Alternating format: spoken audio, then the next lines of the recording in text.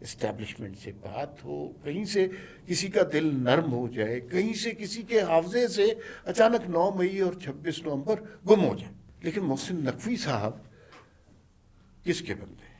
مطلب ایک تو وہ کنسیڈر ہو رہے ہیں نا کہ اسٹیبلشمنٹ کے بندے ہیں.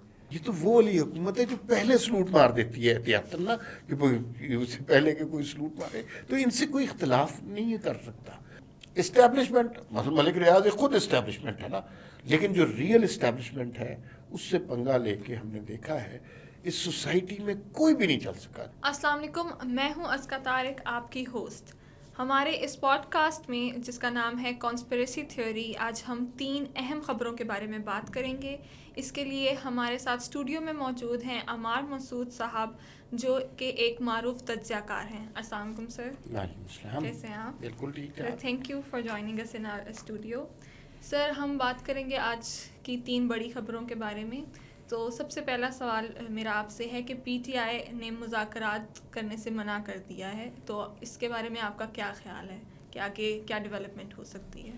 آپ کو پتہ ہے کہ یہ مذاکرات کیوں بند ہوئے؟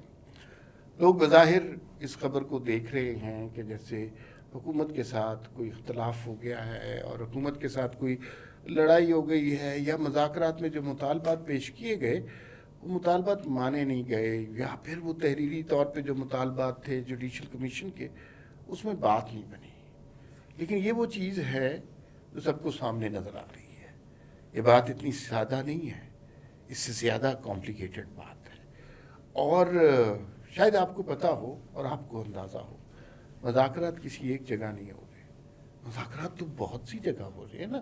دیکھیے ایک مذاکرات تو حکومت کے تھے، دونوں طرف سے ہائی پاورڈ قسم کی کمیٹیاں بنی، آپس میں مطالبات کرتے رہے. پی ٹی آئی نے ریٹن مطالبات ہی نہیں دیے، اپنی ڈیمانڈز ہی نہیں تھی. کیوں نہیں تھی؟ اس وجہ سے نہیں تھی کہ انہیں پتہ تھا کہ یہ جو حکومتی کمیٹی ہے اور اپوزیشن کی کمیٹی ہے یہ بالکل بے فائدہ سی چیز ہے. نہ اس کے پاس کوئی پاور ہے، نہ اس کے پاس کوئی اتھارٹی ہے.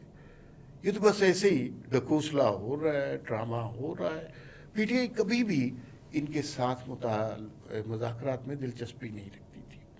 لیکن چونکہ بیک گراؤنڈ میں جو مذاکرات ہو رہے ہیں ان کو کوئی لیجیٹمیٹ شکل دینی تھی، اس لیے سامنے کمیٹی سے مذاکرات کیے. اتنا انہوں نے اس مذاکرات کو لائٹ لیا یا اس مذاکرات کو اتنا فنی طریقے سے ہینڈل کیا کہ ریٹرن کتنی میٹنگز ہو گئیں. ادھر سے بھی بڑے بڑے افسر بیٹھے ہیں، ادھر سے بھی بڑے بڑے افسر بیٹھے ہیں اور مطالبات نہیں پیش کیے. تو بھائی پھر آپ مذاکرات کیوں کر رہے ہیں؟ اصل میں انتظار ہو رہا تھا کہ بیک گراؤنڈ میں کوئی meeting who. P T I کی ہمیشہ سے یہ خواہش رہی ہے کہ جو بھی چیز ہو بیک گراؤنڈ میں ہو، اسٹیبلشمنٹ سے بات ہو، کہیں سے کسی کا دل نرم ہو جائے، کہیں سے کسی کے حافظے سے اچانک 9 مئی اور 26 نومبر گم ہو جائے. فلموں میں نہیں ہوتا اچانک کہ گم ہو گئی، یادداشت گم ہو گئی، اس طرح یادداشت چلی گئی، بس اس طرح کی یادداشت چلی جائے. تو میرا خیال میں چونکہ ان کی ریلائنس بیک گراؤنڈ میں ہونے والے مذاکرات پہ تھی اور ایک ملاقات ہو گئی جس کو بیرسٹر گوہر نے تسلیم بھی کر لیا، اور اب اس حوالے سے بات یہ ہو رہی ہے کہ ملاقات کیا، سر راہ ملاقات تھی. لیکن مشاہد حسین سید جب کہہ رہے ہیں کہ یہ ملاقاتیں جب ہونا شروع ہو جائے نا تو سمجھے خطرے کی گھنٹیاں بجنا شروع ہو گئی. وزیر اعظم نے خود ہی کہہ دیا تھا کہ کچھ وسوسے ہیں جو ان کے دل میں پل رہے ہیں. شاید وہ وقت آ گیا ہے جب وسوسے ان کے حقیقی شکل میں سامنے آنے والے ہیں. شاید کوئی گارنٹیز پی ٹی آئی کو مل گئی ہیں، شاید وہ سنہرا سپنا انہوں نے دیکھ لیا ہے. اسی وجہ سے انہوں نے کہا کہ یہ ڈھکوسلا، یہ ڈرامہ حکومت کے ساتھ اور اس حکومت کے ساتھ تو بند کریں تاکہ اصل مذاکرات پر توجہ دی جا سکے. سر اگلا سوال ہے میرا کہ دفتر خارجہ نے جو محسن نقوی کے بیان کے بارے میں کہا ہے اس کے بارے میں آپ کا کیا خیال ہے؟ دیکھیے ایک بڑی خوفناک قسم کی ٹسل چل رہی ہے، اور ٹسل کس کی چل رہی ہے آپ کو حیرت ہوگی اس کے بارے میں. نام ہے وہ حکومت کی، نون لیگ کی اور پیپلز پارٹی کی. کہنے کو یہ ایک اتحادی حکومت ہے، مل کے کام کریں گے، مل کے قومی مفاد میں کام کر رہے ہیں، عمران خان کے خلاف سارے یوں اکٹھے ہیں.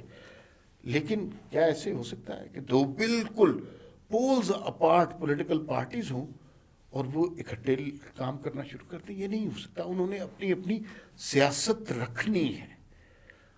اب یہ جو ہے دفتر خارجہ کی طرف سے جو بیان آیا یہ محسن نقوی کے بارے میں ہوا کہ وہ اگر وہاں پہ گئے تھے ہمارا ان سے کوئی تعلق نہیں ہے، بھائی جو مرضی کرتے پھرے جیے مرے، ہمیں اس سے کوئی تعلق نہیں ہے. لیکن محسن نقوی صاحب کس کے بندے ہیں؟ مطلب ایک تو وہ کنسیڈر ہو رہے ہیں نا کہ اسٹیبلشمنٹ کے بندے، لیکن کون ہے جو انہیں اپنا بیٹا کہتا ہے؟ کون ہے آپ کو پتا ہے؟ صدر آصف زرداری ہیں جن کے وہ صاحبزادے بنے. وہ کہتے ہیں میرے دو بیٹے ہیں، ایک بلاول بھٹو ہیں اور ایک محسن نقوی ہے. اچھا یہ دونوں جب اتنے کلوز ہیں اور محسن نقوی سب کو پتا ہے، ہر جگہ کو پتا ہے کہ وہ کس کو ریپرزینٹ کر رہے ہیں، وہ گئے ہیں وہاں پر، ملاقاتیں ہوئیں یا نہیں ہوئیں، یا اندر جانے کی اجازت ملی، یہ ایک علیحدہ بحث ہے. لیکن جو آج وزارت خارجہ کی طرف سے بیان آیا وہ صرف اس بات کو ایویڈنٹ کرنے کے لیے، اس اختلاف کو واضح کرنے کے لیے کہ بھئی ہمارے آدمی وہ نہیں ہے، ہمارا ان سے کوئی تعلق نہیں ہے، وزارت خارجہ نے وہ کوئی نہیں بھیجا. یہ اگر آپ سمجھ رہے ہیں کہ انہوں نے بیان اسٹیبلشمنٹ کے خلاف دیا تو اس حکومت کی اتنی جرت نہیں ہے. یہ تو وہ والی حکومت ہے جو پہلے سلوٹ مار دیتی ہے احتیاطاً نا، کہ اس سے پہلے کہ کوئی سلوٹ مارے. تو ان سے کوئی اختلاف نہیں کر سکتا.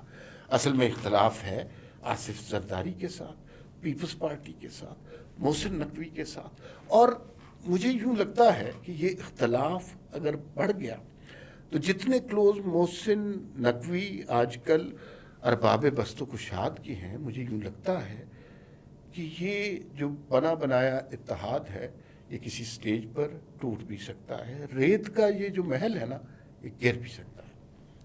سر اب تیسری خبر جس پر میرے خیال سے کافی انویسٹرز وغیرہ کی بھی نظر ہوگی، تو سر آپ کے خیال میں بحریہ ٹاؤن میں ملک ریاض کو کون بچائے گا؟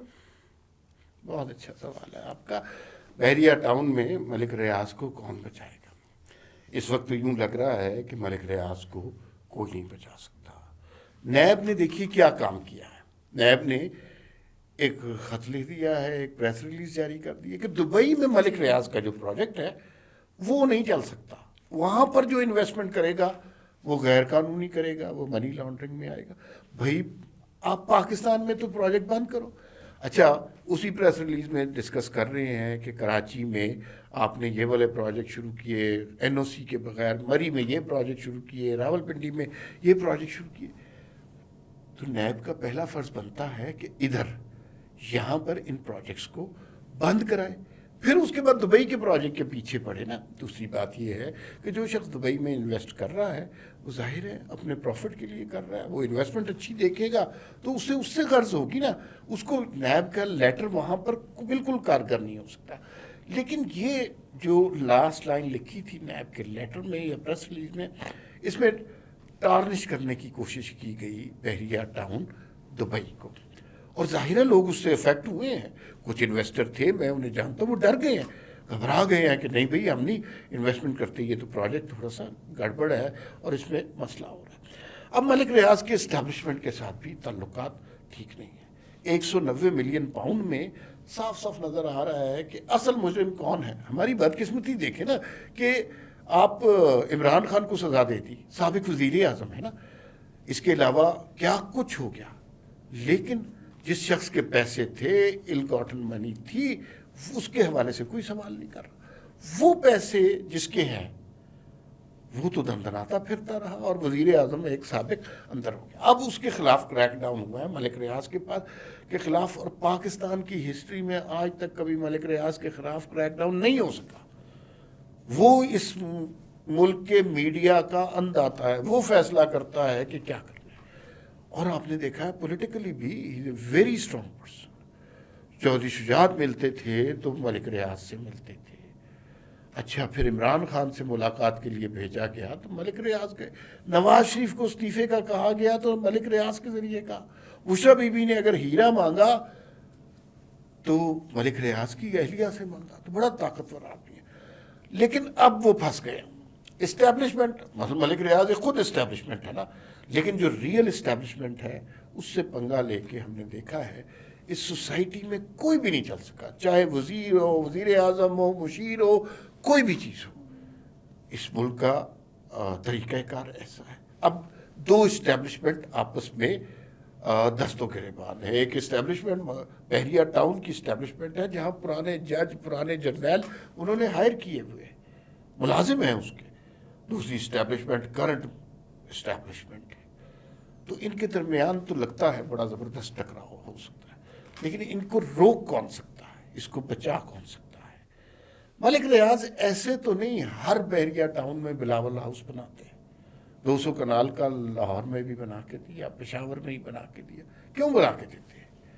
کیونکہ ایک دن آصف زرداری نے اس موقع پر ان کے کام آنا تھا، اور میرے خیال میں اب آصف زرداری کے کام میں آنے کا وقت آ چکا ہے. ملک ریاض کو اس وقت کوئی شخص اگر بچا سکتا ہے تو وہ آصف زرداری بچا سکتے ہیں. تھینک یو سو مچ سر ہمارے اس پوڈ کاسٹ پہ آنے کے لیے. ہم ضرور واپس آئیں گے اور انٹرسٹنگ ٹاپکس کے ساتھ، تو ہمارا پوڈ کاسٹ آپ دیکھتے رہیے. Thank you so much.